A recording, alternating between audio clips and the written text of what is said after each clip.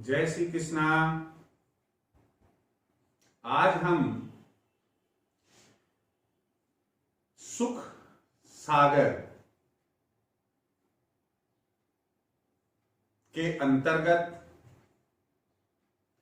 संध्या समय घर में कौन कौन से कार्य वर्जित है, अर्थात हमें नहीं करना चाहिए, उनके संबंध में विचार करेंगे। क्यों? क्योंकि हमें घर में खुशियां चाहिए, हमें घर में आनंद चाहिए, हमें घर के बच्चे हर हाल में खुशहाली से रहे,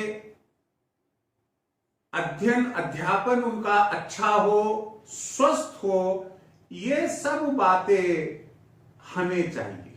ना केवल ये, बल्कि आपसी सौहार्द, आपसी प्रेम भाव, यह भी परिवार के सदस्यों के मध्य बना रहे। तो इसके लिए हमें यह जानना जरूरी है कि किन कार्यों से हमें संध्या समय बचना चाहिए, उन कार्यों को नहीं करना चाहिए। या तो संध्या के पहले कर ले, और जो कार्य संध्या या संध्या के बाद नहीं करने तो उन्हें तो नहीं करने, बात खत्म हो गई। हम इस टॉपिक पर विचार करें उसके पहले निवेदन, जैसे हमेशा मैं आपसे करता हूं, वीडियो पूरा देखिए। मैं आपको फिर बता रहा हूं, हम बहुत सरल और सहज रूप में चल रहे हैं। किसी ग्रंथ के हिसाब से हम बातचीत नहीं कर रहे कि मैं चौपाई पढ़ रहा हूं और आपको यह नहीं मालूम कि उस चौपाई का अर्थ क्या है। आज हम सुंदरकांड सुनने के लिए जाते हैं। अपने दिल पर हाथ रखकर बताओ, जो 60 उसके अंदर चौपाइया है और दोहे है और उनके बीच में चौपाइया है, छंद है, जो सुंदरकांड करने वाला है, साज बाज के साथ संगीत में सुंदरकांड बोल रहा है। हम बुक से पढ़ते हैं, सुंदरकांड की पुस्तक खोलकर हम भी उसके साथ बोल लेते हैं। कुछ कुछ बातें समझ में आती है, लेकिन उसका जो भावार्थ है वह हमें समझ में नहीं आता है। तो हम ऐसी बात कदापि नहीं कर रहे हैं।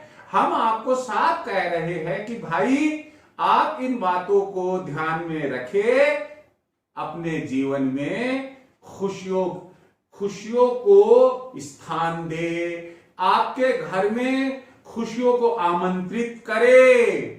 आप वीडियो लास्ट तक देखें। अगर चैनल सब्सक्राइब नहीं किया है उसे सब्सक्राइब करें, बेल आइकन दबाएं और अपने दोस्तों को, रिश्तेदारों को शेयर करें। अगर आपका कोई विचार है, आपको कोई बात ऐसी लगती है, यह काम ऐसे नहीं ऐसे होना चाहिए था, या हमने ऐसा सुना था, हमने कहीं पढ़ा था, तो जरूर कमेंट कीजिए। आपके कमेंट का हम स्वागत करेंगे। अब हम बिंदु पर आते हैं। देखिए, हमने कहा संध्या समय कौन से कार्य घर में वर्जित है। अब हुआ यह कि संध्या काल होता क्या है? जब दिन और रात ये इन दोनों की संधि होती है, जहां मिलते हैं। हम ये कहते हैं कि दिन ढल रहा है, तो हम ये भी तो कह सकते हैं कि रात शुरू हो रही है।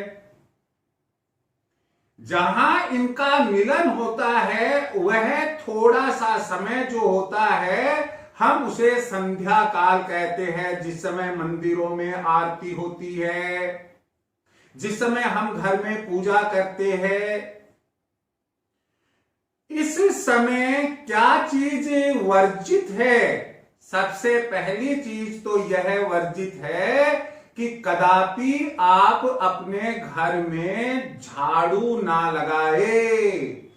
स्ट्रिक्टली यह आप जो झाड़ू लगाने वाला है, चाहे वो स्त्री हो या पुरुष हो, घर का सदस्य हो या नौकर हो, आप उन्हें कह दे कि भैया झाड़ू नहीं लगानी है, अब संध्या हो गई है। मजबूरी है कि उस रोज कोई मेहमान आए, कोई आपने बर्थडे सेलिब्रेट करी और आपको वहां जो गंदगी है उसे साफ करना है, तो एक सफाई का कपड़ा रखिए, आप उसको कपड़े से साफ कर दीजिएगा। लेकिन झाड़ू कदापि ना लगाए, ना संध्या को लगाए और संध्या बाद अगले प्रातः तक भी हमें यानी कि रात में झाड़ू कभी भी नहीं लगानी चाहिए।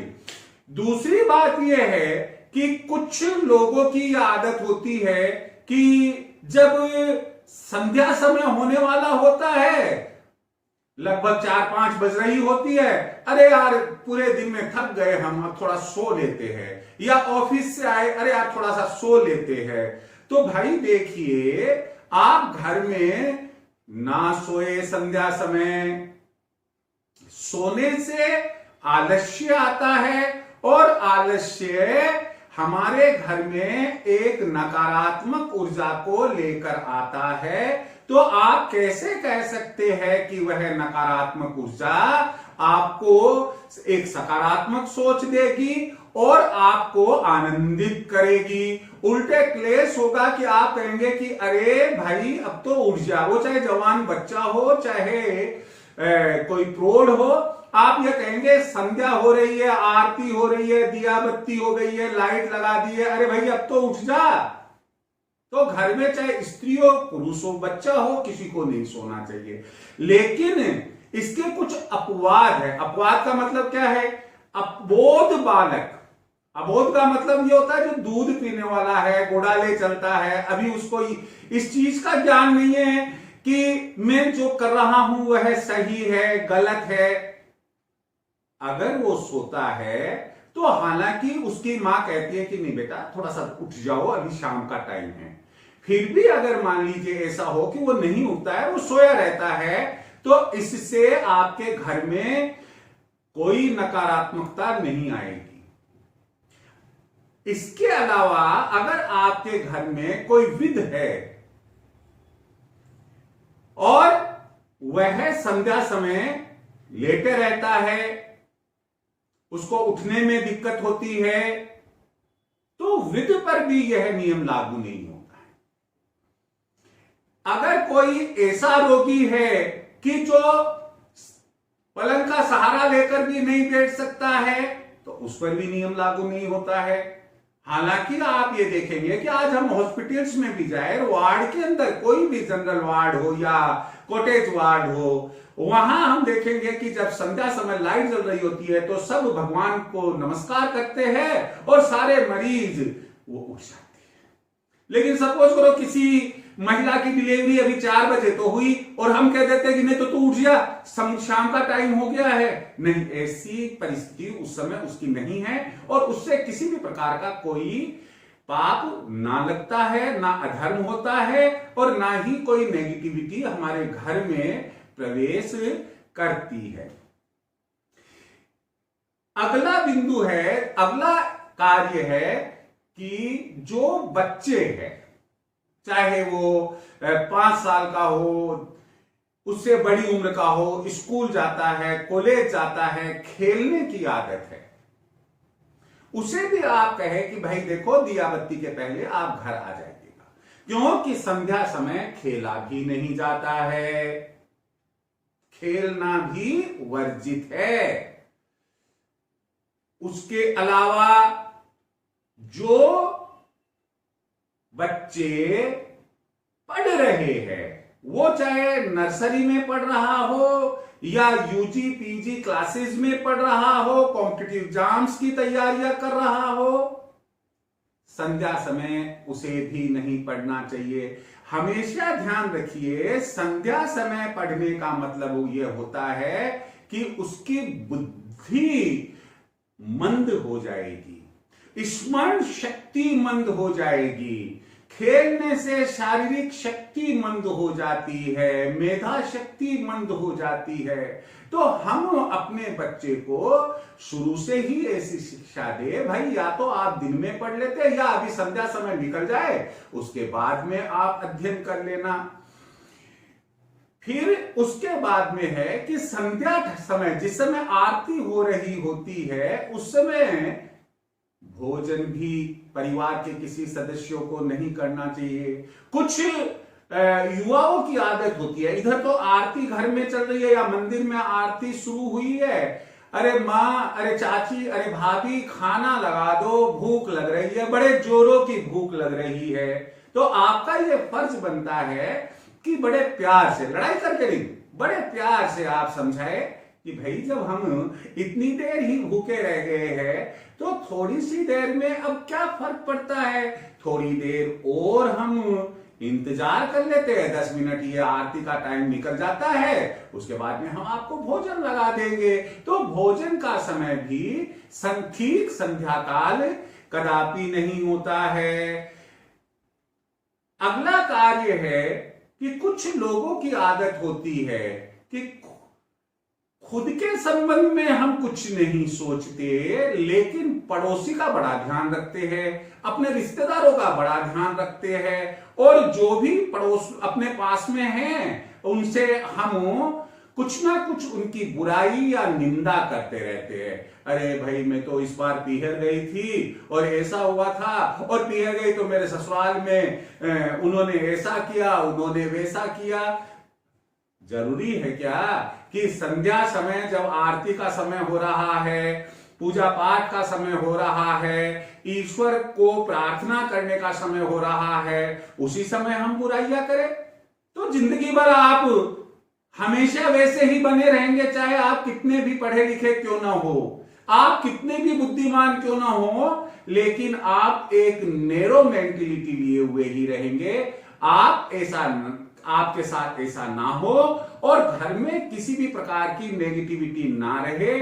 आपको चाहिए कि आप किसी की निंदा ना करें, किसी की बुराई ना करें संध्या समय। हालांकि संध्या क्या है, वैसे भी एक इंसान का कर्तव्य है कि वह किसी दूसरे इंसान की बुराई कदापि ना करे। अगर आपको किसी की बात पसंद नहीं है, साफ मुंह अब साफ कहिएगा कि भाई हमें आपकी ये बात पसंद नहीं है। अब कह दिया, बात खत्म हो गई। अब उसके बाद के अंदर आप बुराई क्यों करते हैं? तो हमें किसी की बुराई या निंदा नहीं करनी है। अगली बात यह है कि कुछ परसेंट के अंदर युवाओं को, और जो घर के मुखिया है, जिनको कि घर के दूसरे मेंबर्स कह नहीं सकते हैं, और उनको एक शौक लगा हुआ है ताश का या चौपड़ का या अन्य किसी जुए का।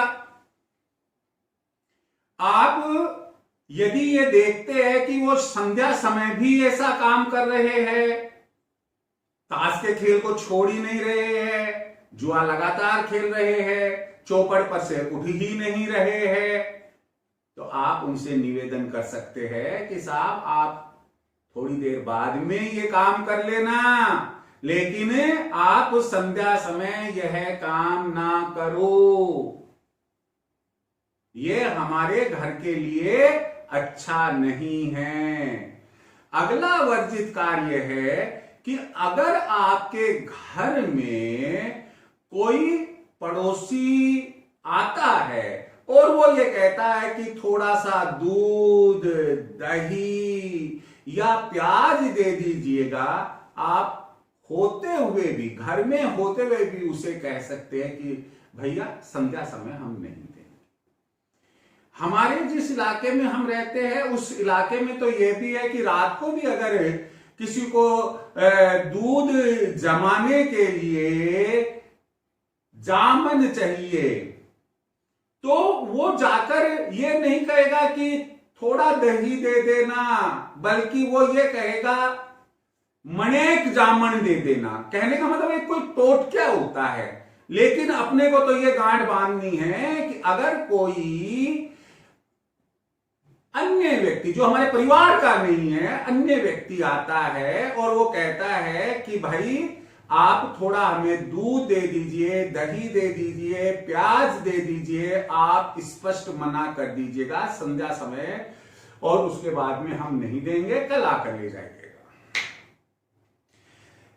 अगला जो वर्जित निषिद्ध कार्य है वो ये है कि आप संध्या समय घर में जो तुलसा वृंदावन लगा हुआ है, तुलसाजी लगी हुई है, आप उन तुलसाजी को जल नहीं सींचेंगे, तुलसाजी को जल नहीं सींचेंगे और ना ही तुलसाजी के पत्तों को छुएंगे और ना ही उन्हें तोड़ेंगे। तो संध्या समय तुलसाजी को जल सींचना, तुलसा पत्तों को छूना, तुलसाजी के पत्ते तोड़ना सख्त वर्जित है, हमें नहीं करना चाहिए। और इससे क्या हमारे घर में नकारात्मकता आएगी, कौन सी बुराइयां हमारे घर में आ जाएगी, किस प्रकार से हम दुखी हो जाएंगे, आप और हम कोई नहीं जानता। और इसका इलाज किसी एलोपैथी, आयुर्वेदिक, होम्योपैथी, नेचुरलपैथी किसी में भी नहीं मिलेगा और आप लगातार दुखी होते रहेंगे। तो अभी हमने आपको इस वीडियो में बताया कि हमें संध्या समय कौन कौन से कार्य नहीं करने चाहिए। एक बात हमेशा ध्यान रखना कि हम घर का सुख सागर इस टॉपिक को लेकर अपने जो कथन हैं वो आपको अलग अलग वीडियोज में बता रहे हैं। आप ये सोचे कि मैं एक वीडियो को फॉलो करके, उसके नियमों का पालन करके, उसके अनुसार चल के सुखी हो जाऊंगा, यह आपका सोच गलत है। आपको हमारे जो शास्त्र कहते हैं उन शास्त्रों के अनुसार चलना ही पड़ेगा। अर्थात सुबह उठने से लेकर रात को सोने तक आपको जो जो बातें शास्त्रों में लिखी हुई है आपको अपनानी पड़ेगी। एक बात और रह गई थी, वो मैं आपको बता ही देता हूं। अचानक ख्याल आया कि संध्या समय आप ईश्वर की पूजा अर्चना प्रार्थना कर सकते हैं, लेकिन वेदों का पठन नहीं करेंगे। वेद पाठ वर्जित है संध्या समय, इसका भी आप ध्यान रखेंगे। जय श्री कृष्णा।